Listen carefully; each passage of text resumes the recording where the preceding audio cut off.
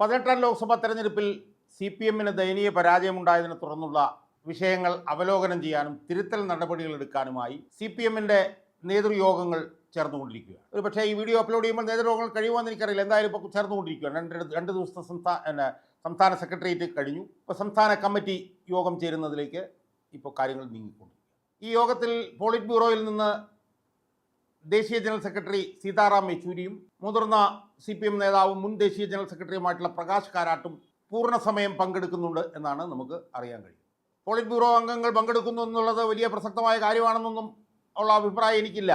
കാരണം ഇതിനു മുമ്പ് പോളിറ്റ് ബ്യൂറോ അംഗങ്ങൾ പങ്കെടുത്തിട്ടുണ്ട്. അപ്പോഴൊന്നും വലിയ കാര്യമായിട്ടൊന്നും നടന്നിട്ടില്ല. കഴിഞ്ഞ കുറച്ച് കാലങ്ങളായി പോളിറ്റ് ബ്യൂറോ അംഗങ്ങൾ പങ്കെടുക്കാറുണ്ടായിരുന്നില്ല എന്ന് മാത്രമല്ല, എല്ലാ കാര്യങ്ങളും പിണറായി വിജയന് വിട്ടുകൊടുത്തിരിക്കുകയായിരുന്നു. സർക്കാരിനെതിരെയും പാർട്ടിക്കെതിരെയും പിണറായി വിജയനെതിരെയും എന്ത് ആരോപണങ്ങൾ വന്നാലും ആരോപണങ്ങളിലെല്ലാം അവസാന വാക്ക് പിണറായി വിജയനായിരുന്നു പോളിറ്റ് ബ്യൂറോയ്ക്ക് കഴിഞ്ഞ കുറച്ച് വർഷങ്ങളായി. പ്രത്യേകിച്ച് 2021 പിണറായി വിജയൻ്റെ നേതൃത്വത്തിൽ രണ്ടാം മന്ത്രിസഭ അധികാരത്തിൽ വന്നത് മുതൽ ഇവിടുത്തെ എല്ലാ കാര്യങ്ങളും പിണറായി വിജയന് വിട്ടുകൊടുക്കുകയായിരുന്നു കേന്ദ്ര നേതൃത്വം. എന്നാൽ 18ാം ലോക്സഭയിലേക്കുള്ള തെരഞ്ഞെടുപ്പിലെ ദയനീയമായ പരാജയം ഉണ്ടായിക്കഴിഞ്ഞപ്പോൾ പോളിറ്റ് ബ്യൂറോയ്ക്ക് നേരം വെളുത്തു എന്ന് പറയുന്നവരുണ്ട്. എന്തായാലും പോളിറ്റ് ബ്യൂറോ വിലയിരുത്തിയത് നിരാശാജനകമാണ് എന്നാണ് വിലയിരുത്തിയത്. പിണറായി വിജയൻ അങ്ങനെയല്ല വിലയിരുത്തിയത്. എന്നാൽ പോളിറ്റ് ബ്യൂറോ നിരാശാജനകമാണെന്ന് വിലയിരുത്തി. ഇതിനെക്കുറിച്ച് വിശദമായി പഠിക്കും എന്ന് പോളിറ്റ് ബ്യൂറോ പറഞ്ഞു. അതിൻ്റെ പശ്ചാത്തലത്തിലാണ് ഇവിടെ വന്ന് സീതാറാം യെച്ചൂരിയും പ്രകാശ് കാരാട്ടും കൂടി ഈ സെക്രട്ടേറിയറ്റ് സംസ്ഥാന കമ്മിറ്റി യോഗങ്ങളിൽ പങ്കെടുത്തു. നേതൃത്വത്തിനെ വിമർശിച്ചുകൊണ്ട് തോമസ് ഐസക് പരസ്യമായി രംഗത്ത് കഴിഞ്ഞ ദിവസം വന്നിരുന്നു. അങ്ങനെ വന്നതും പോളിറ്റ് ബ്യൂറോയുടെ ആശീർവാദത്തോടു കൂടിയാണ് എന്ന് പറയുന്നവരുമുണ്ട്. സുഹൃത്തുക്കളെ, എനിക്ക് ആമുഖമായി സൂചിപ്പിക്കാനുള്ളത്, പിണറായി വിജയൻ എന്ന് പറഞ്ഞ നേതാവിന് എല്ലാ പ്രതിസന്ധി കാലത്തും എല്ലാ പിന്തുണയും നൽകി അയാളെ വളർത്തി വലുതാക്കി ഇപ്പോൾ ഒരു സംഹാര രുദ്രനാക്കി മാറ്റിയതിൽ CPM-ന്റെ പോളിറ്റ് ബ്യൂറോയ്ക്ക് അർത്ഥശങ്കയ്ക്കിടയില്ലാത്ത പങ്കുണ്ട് എന്ന് പറയാൻ വേണ്ടിയിട്ടാണ് ഞാൻ ഈ വീഡിയോയിലൂടെ ഇപ്പോൾ ശ്രമിക്കാൻ പോകുന്നത്. ഇപ്പോൾ എന്താ സംഭവിച്ചിരിക്കുന്നത്? പിണറായി വിജയനെ കുടത്തിൽ നിന്ന് ഇറക്കിവിട്ട ഭൂതം പോലെയായി മാറി എന്നുള്ളതാണ്. കുടത്തിൽ നിറക്കിവിട്ട ഭൂതമായിട്ടുള്ള പിണറായി വിജയൻ CPM എന്ന് പറഞ്ഞ പാർട്ടിയെ തന്നെ വിഴുങ്ങുമോ എന്നുള്ള നിലയിലേക്ക് ഇപ്പോൾ കാര്യങ്ങൾ മാറിയിരിക്കുന്നു. സുഹൃത്തുക്കളെ, നമ്മളൊന്ന് ആലോചിച്ച് നോക്കൂ. 1998 അന്ന് ചടയം ഗോവിന്ദൻ, പാർട്ടി സംസ്ഥാന സെക്രട്ടറി ആയിരുന്ന ചടയം ഗോവിന്ദൻ അർബുദം ബാധിച്ച് മരിച്ചപ്പോഴാണ് പിണറായി വിജയൻ സംസ്ഥാന സെക്രട്ടറിയായി ചാർജ് എടുത്തത്.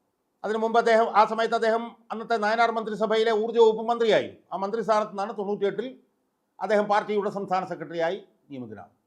2014 വരെ അദ്ദേഹം ആ സ്ഥാനത്ത് തുടർന്നു. 3-4 പ്രാവശ്യം വീണ്ടും തിരഞ്ഞെടുക്കപ്പെട്ട് ആ സ്ഥാനത്ത് തുടർന്നു. 2014 അദ്ദേഹം അവിടുന്ന് രാജിവെച്ചു. 16 മുഖ്യമന്ത്രിയായിട്ട് മത്സരിച്ചു, 16 ജയിച്ചു. 21 മുഖ്യമന്ത്രിയായി മത്സരിച്ചു, 21 ജയിച്ചു. 1998 മുതൽ പിണറായി വിജയൻ പാർട്ടിയുടെ പോളിറ്റ് ബ്യൂറോയിൽ തുടരുകയാണ്. സുഹൃത്തുക്കളെ, അതിനുശേഷം പിണറായി വിജയൻ നേരിട്ടിട്ടുള്ള എല്ലാ പ്രതിസന്ധിയിലും കണ്ണുമടച്ച് പിണറായി വിജയനെ പിന്തുണയ്ക്കുകയല്ലായിരുന്നു CPM ചെയ്തത്. ഒന്ന് ആലോചിച്ച് നോക്കൂ. 98 പിണറായി വിജയൻ പാർട്ടി സംസ്ഥാന സെക്രട്ടറിയായി അധികാരത്തിൽ ഏറി. 2001 മുതൽ 2006 വരെ VS അച്യുതാനന്ദൻ പ്രതിപക്ഷ നേതാവായിരുന്ന സമയത്ത് എന്തുമാത്രം ആരോപണങ്ങളാണ് പിണറായി വിജയനെതിരെ വന്നത്. ആരോപണങ്ങളെല്ലാം അപ്പോൾ പോളിറ്റ് ബ്യൂറോയെ അന്നത്തെ പ്രതിപക്ഷ നേതാവായിരുന്ന VS അച്യുതാനന്ദൻ അറിയിച്ചുകൊണ്ടിരുന്നില്ലേ? അതിലേതെങ്കിലും ഒരു വിഷയത്തിൽ പിണറായി വിജയനെതിരായിട്ടൊരു നിലപാട് പോളിറ്റ് ബ്യൂറോ എടുത്തോ സുഹൃത്തുക്കളെ? അതിനുശേഷം 2006 ലാവ്ലിൻ കേസ് CBI അന്വേഷണം ഏർപ്പെടുത്തി. അപ്പോൾ തന്നെ പിണറായി വിജയനെ പുറത്താക്കേണ്ടതല്ലേ? പുറത്താക്കിയില്ലെന്ന് മാത്രമല്ല, അന്ന് 2006 ഈ പോളിറ്റ് ബ്യൂറോ പിണറായി വിജയൻ എല്ലാ പിന്തുണയും കൊടുത്തു. 2008 അവസാനമായപ്പോൾ പിണറായി വിജയനെ CBI ലാവ്ലിൻ കേസിൽ, എൻ്റെ ഓർമ്മ ശരിയാണെങ്കിൽ 9ാം പ്രതിയാക്കി. ഒരു സുപ്രധാന അഴിമതി കേസിൽ ഒരു പാർട്ടിയുടെ സംസ്ഥാന സെക്രട്ടറിയെ പ്രതിയാക്കുന്നത് ഇന്ത്യയുടെ CPM-ന്റെ ചരിത്രത്തിൽ ആദ്യമായിട്ടായിരുന്നു. അന്ന് പിണറായി വിജയനെ ആ സ്ഥാനത്ത് നിന്ന് മാറ്റേണ്ടതായിരുന്നില്ല സുഹൃത്തുക്കൾ? അന്ന് മാറ്റിയില്ലെന്ന് മാത്രമല്ല, പിണറായി വിജയനെ ഈ അഴിമതി കേസിൽ പ്രതിയാക്കിയതിനെ തുടർന്ന് പിണറായി വിജയനെതിരെ നടപടി വേണമെന്നാവശ്യപ്പെടുന്ന VS അച്യുതാനന്ദനെയാണ് പോളിറ്റ് ബ്യൂറോയിൽ നിന്ന് 2010 മാറ്റി നിർത്തിയത്. ആലോചിച്ച് നോക്കൂ. അഴിമതി ആരോപണം ഉന്നയിച്ച ആളെ മാറ്റി നിർത്തുകയും അഴിമതി ആരോപണത്തിന് വിധേയനായ ആളെ ചേർത്ത് നിർത്തുകയും ചെയ്യുന്ന സമീപനമല്ലേ പോളിറ്റ് ബ്യൂറോ എടുത്തത്? അക്കാലത്തെല്ലാം പ്രകാശ് കാരാട്ടായിരുന്നില്ലേ ദേശീയ ജനറൽ സെക്രട്ടറി? പിണറായി വിജയനെ പൂർണ്ണമായി സംരക്ഷിക്കുക, പിണറായി വിജയൻ്റെ എല്ലാ അഴിമതികളെയും സംരക്ഷിക്കുന്ന സമീപനമായിരുന്നില്ലേ ഈ പാർട്ടി എടുത്തത്? അതിനുശേഷം 2016 പിണറായി വിജയൻ അധികാരത്തിൽ വന്നു.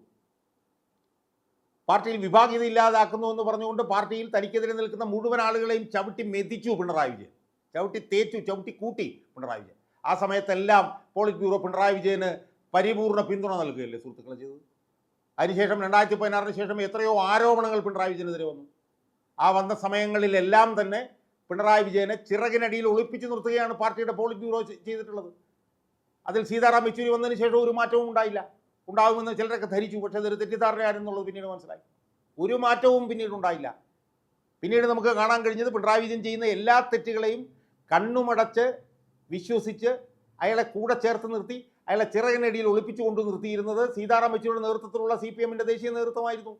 സ്വർണ്ണക്കള്ളക്കടത്ത് വന്നപ്പോൾ, ഡോളർ കള്ളക്കടത്ത് വന്നപ്പോൾ, മാസപ്പടി കേസ് വന്നപ്പോൾ, പിണറായി വിജയൻ്റെ മകൾക്കെതിരായിട്ട് പിന്നെ ആരോപണം ഉയർന്നു വന്നപ്പോൾ, തെളിവുകൾ ഉണ്ടായപ്പോഴെല്ലാം തന്നെ പിണറായി വിജയനെ സംരക്ഷിച്ച് നിർത്തിയിരുന്നവരാണ് പോളിറ്റ് ബ്യൂറോ, CPM-ന്റെ പോളിറ്റ് ബ്യൂറോ.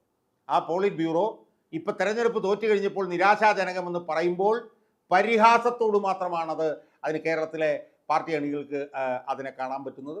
അതുകൊണ്ട് തന്നെ പിണറായി വിജയനെ ഇത്രയും വലിയ ഒരു വടവൃക്ഷമാക്കി മാറ്റിയതിൽ CPM-ന്റെ പോളിറ്റ് ബ്യൂറോയ്ക്ക് ഏറ്റവും വലിയ പങ്കുണ്ട്. പിണറായി വിജയനെ പോലെ തന്നെ പങ്ക് സീതാറാം യെച്ചൂരിക്കുണ്ട് എന്നുള്ളത് കൊണ്ട് ഇപ്പോൾ പിണറായി വിജയൻ എന്തോ ശിക്ഷിച്ച് കളയാമെന്ന് പറഞ്ഞിട്ട് പോളിറ്റ് ബ്യൂറോ വന്നു എന്ന് പറയുന്നത് ആർക്കും വിശ്വസിക്കാൻ കഴിയുന്നതല്ല. പിണറായി വിജയനെ സംരക്ഷിച്ച് നിർത്തിയിട്ട് ഇപ്പം എന്ത് സംഭവിച്ചു?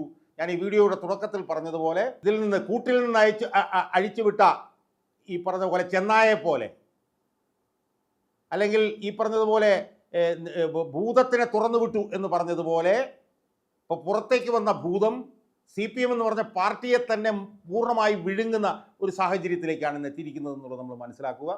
പിണറായി വിജയനെ കടിഞ്ഞാണിടാൻ കഴിയുമായിരുന്ന സമയത്ത് പിണറായി വിജയന് കടിഞ്ഞാണിട്ടിരുന്നുവെങ്കിൽ പാർട്ടി ഇത്രയും വലിയൊരു പ്രതിസന്ധിയിൽ എത്തുകയില്ലായിരുന്നു എന്നുള്ളത് നമ്മൾ ഓർക്കണം.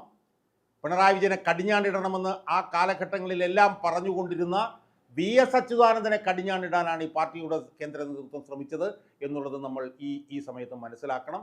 അതുകൊണ്ട് പിണറായി വിജയനെ കൊണ്ട് ഈ പാർട്ടിക്ക് ഇപ്പോഴുണ്ടാക്കിക്കൊണ്ടിരിക്കുന്ന ഈ ബുദ്ധിമുട്ടുകൾക്കെല്ലാം കാരണഭൂതർ CPM-ന്റെ പോളിറ്റ് ബ്യൂറോയും CPM-ന്റെ ദേശീയ ജനറൽ സെക്രട്ടറിമാരുമായിരുന്നു എന്നുള്ളത് നമ്മൾ ഇപ്പോൾ പാർട്ടി തെറ്റിതിരുത്താൻ എന്ന പേര് പറഞ്ഞുകൊണ്ട് ഇപ്പോൾ ഈ നേതൃത്വ യോഗങ്ങൾ കൂടുമ്പോൾ നമ്മൾ അത് ഓർക്കണം എന്നാണ് എനിക്ക് സൂചിപ്പിക്കുന്നത്.